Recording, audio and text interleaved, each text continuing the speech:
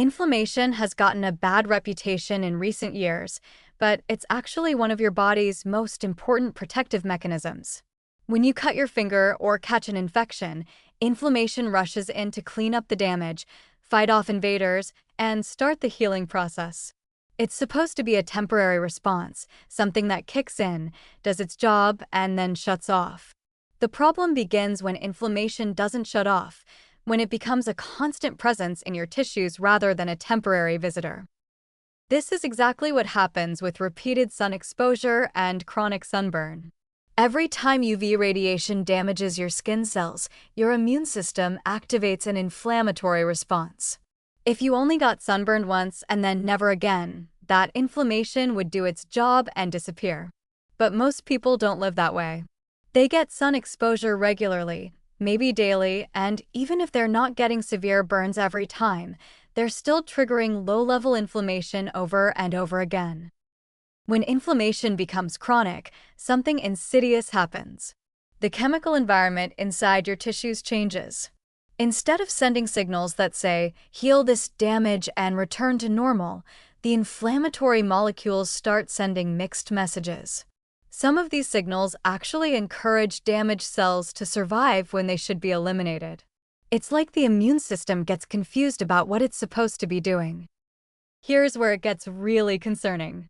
Cancer cells are essentially damaged cells that refuse to die and instead keep growing and dividing. Under normal circumstances, your body has multiple systems to identify these abnormal cells and destroy them before they can cause problems. But in an environment of chronic inflammation, those safety systems don't work as effectively.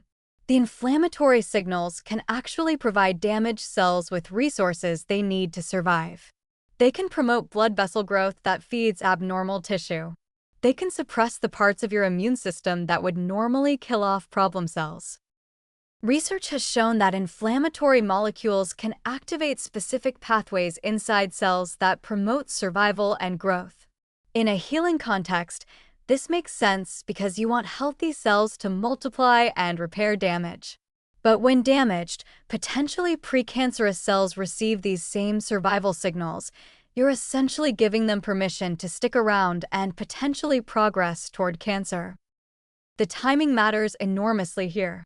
If inflammation occurs, does its job, and then resolves, your skin typically recovers well. But repeated sunburns create a situation where inflammation never fully resolves. You end up with a persistent state of immune activation that gradually remodels the tissue environment. This remodeling can take years or decades, which is why skin cancer often doesn't appear until long after the damage was done. What's particularly troubling is that this process can be self-perpetuating. Chronic inflammation creates cellular stress, which causes more damage, which triggers more inflammation, creating a vicious cycle. Breaking this cycle requires preventing the initial trigger, which in the case of skin cancer means protecting yourself from UV radiation consistently and early. Once the inflammatory environment is established and cells have started down the path toward cancer, reversing the process becomes much more difficult.